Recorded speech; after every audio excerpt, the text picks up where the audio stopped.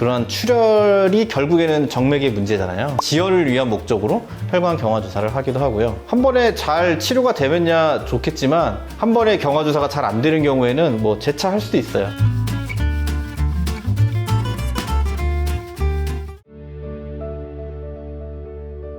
우리가 이제 하지정맥류 치료를 할 때 이제 많이 하는 치료 중에 혈관 경화 주사라는 치료가 있는데, 보통은 작고 가느다란 혈관에 이런 경화 주사 치료를 한다고 생각하시면 됩니다. 그리고 일반적으로 하지정맥류 수술이 필요한 상태라고 하면 경화 주사보다는 뭐 레이저든 고주파, 베나실 같은 이런 치료를 하게 되는데, 그런 치료를 하고 난 다음에 피부 근처에 남아있는 작은 가지혈관이나 또는 모세혈관 확장이 되어 있는 부분에 대해서는 보통은 혈관 경화 주사를 하기 때문에 이런 메인이 되는 수술의 보조적인 치료로서 혈관 경화 주사가 거의 대부분 사용되고 있다 라고 알고 계시면 되고요. 그 다음에 이런 하지정맥류 때문에 생기는 증상을 좋게 하기 위한 치료 방법으로도 사용될 수 있고요. 이제 하지정맥류 때문에 다리에 정맥성 궤양이 심하게 와서 거기에 이제 출혈이 있다 그러면, 그런 출혈이 결국에는 정맥의 문제잖아요. 그래서 그런 경우에는 이런 혈관 경화 주사를 해서 지혈을 위한 목적으로 혈관 경화 주사를 하기도 하고요. 그 다음에 혈관 경화 주사를 단독으로 쓰는 경우도 있어요. 그러니까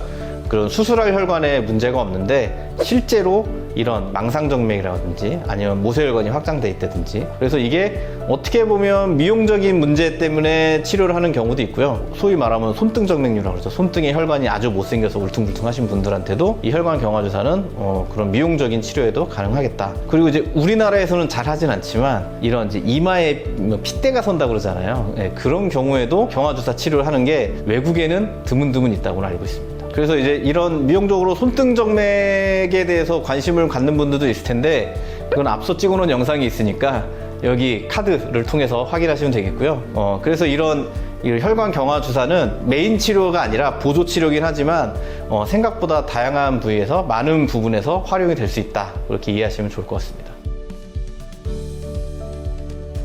혈관 경화 주사는 한 번에 잘 치료가 되면야 좋겠지만 한 번에 경화 주사가 잘 안 되는 경우에는 뭐 재차할 수도 있어요. 그 다음에 주사 치료를 해야 될 범위가 너무 넓은 분들 경우는 그걸 한 번에 많은 용량을 주사 치료하는 거는 오히려 환자분한테 이런 혈전에 관련한 합병증을 유발할 수도 있기 때문에, 그런 경우는 용량을 줄여서 계획을 해가지고 이렇게 부위별로 좀 나눠서 주사 치료를 할 수도 있습니다. 임산부는 안 하는 게 낫고요.